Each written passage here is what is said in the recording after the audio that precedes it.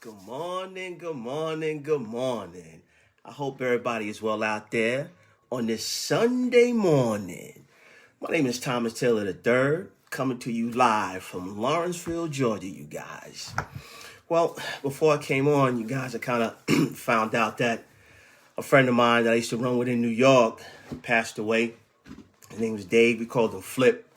So my condolences to his family out there. My heart goes out. He was a good brother, man. And that kind of takes me right to exactly what I want to talk about. Kind of makes it a little bit more poignant, right?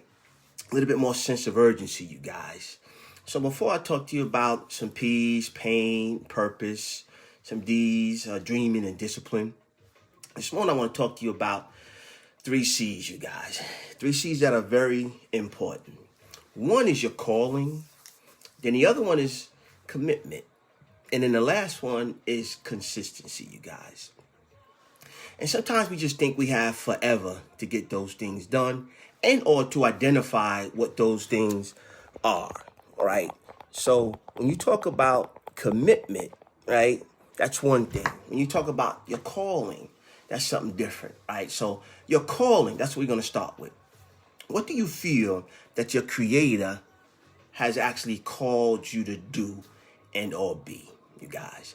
And if you haven't figured that out yet, I really recommend you kind of slow down and take some time to go into prayer and meditation to try to understand what that is. Why? Because that's very, very important because it drives your life, right?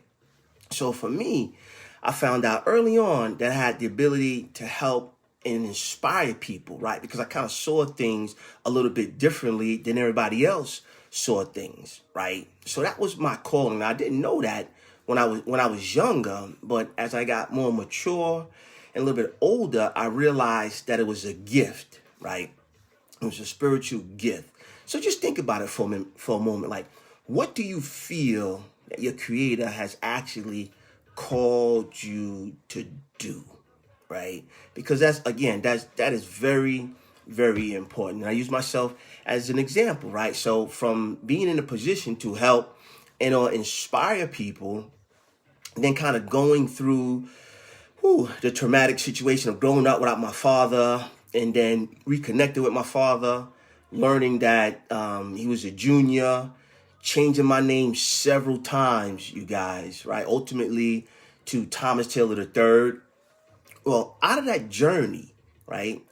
Because I understood certain things, you guys, out of that journey, I developed a nonprofit organization called Growing Up Without a Father. Why?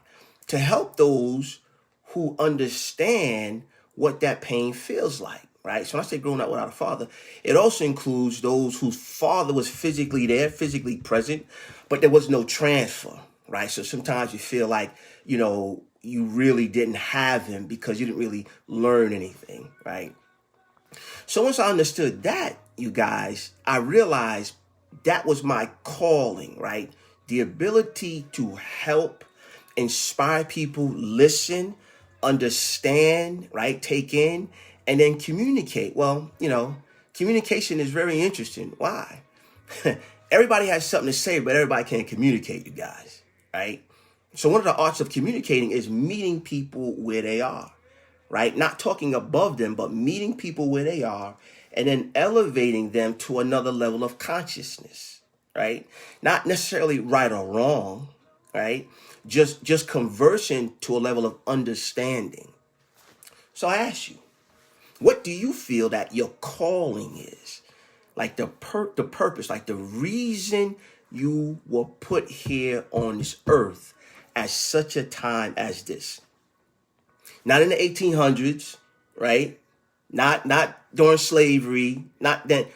Now, at such a time as this. Because that's very important on how you move, right? And how you regulate the things that you do, right? So again, I'm inside of my calling, right? The ability to inspire people, right? So inspiration is something whereas, you help people move from where they are, right, currently to another elevation, right, to where their creator ultimately wants them to be.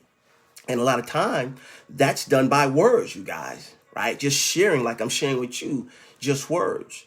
So when you understand your calling, are you committed to it? Ooh, see, that's a little bit different.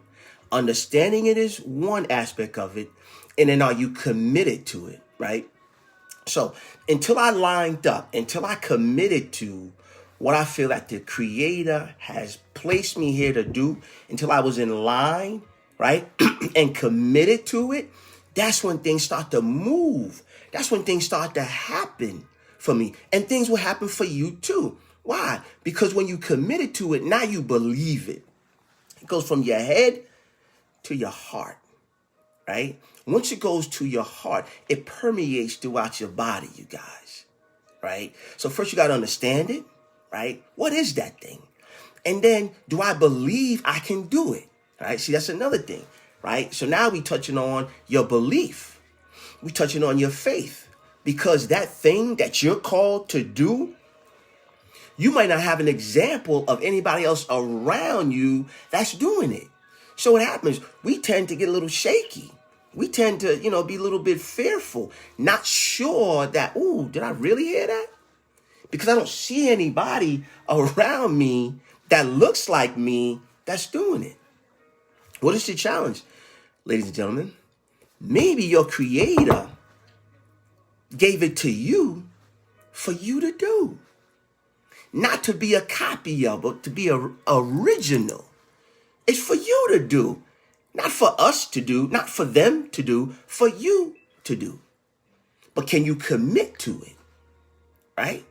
So when I realized that, I did research about companies and organizations around growing up without a father. I remember calling a company in DC, and I kind of gave them a little synopsis of an idea of what I was thinking about and what I was talking about in terms of, I asked the young lady, I said, do you have organization where individuals who grew up without a father can pick up the phone and call somebody and get some sort of help?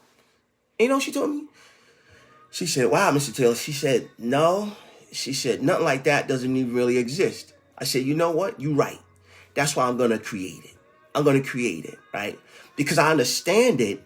I can't necessarily find it. Now, I'm not saying that there's not other organizations out there that help individuals who grew up without a father. That's not what I'm saying.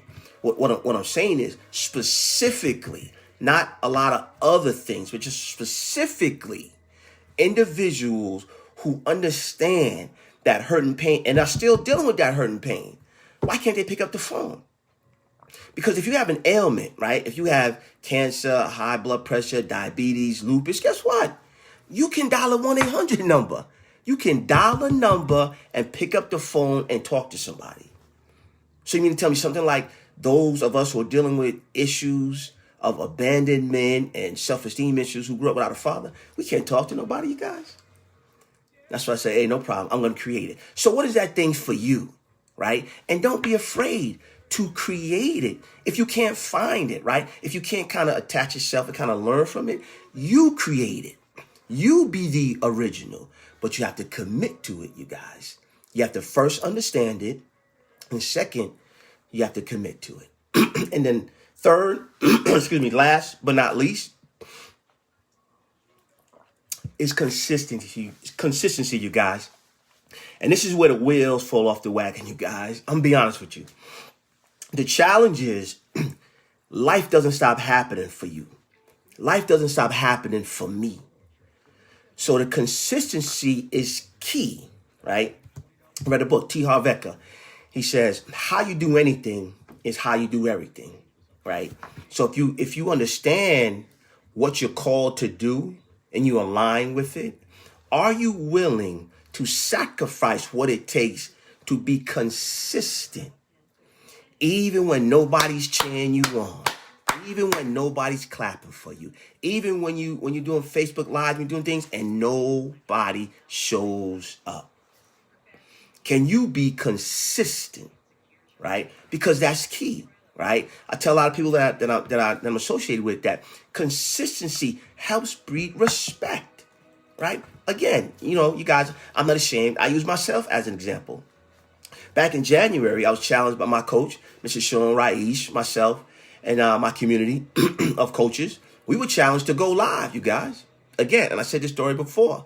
Some of us took that challenge. They said, Thomas, I was like, ooh, okay. I never did a live before on this level, right? I did lives in the community when I was at marches and things of that nature. But informational lives, like transfer information, nah, right? But I was up, they challenged me and said, okay, I do it on 2 days, Sundays and Thursdays, you guys. That was January. My first live I did was February 2nd, you guys. Now look at that, right? We already in July, right? July 11th, right? You guys. And, some people in my class, they stopped doing it. Some people, again, didn't take the challenge. But you guys, I pulled back after the month. I went from 2 days to 1 day, you guys, right? But it's the consistency, right? Now, some people are calling me, hey, Thomas, what time you going live? Hey, oh, man, I look forward to your lives. I had people, looking at the replays, right? Because of the consistency, you guys, right? And you can do it too, right? Despite life, because life doesn't stop happening, you guys. But what's in your heart, right? What's your calling? What's your passion? What are you actually committed to will determine how much you pour into what you're talking about, right? What you're feeling. And then you will understand that the consistency comes with the sacrifice. Why? Because the information I'm telling you guys that I'm talking about, I understand and I know.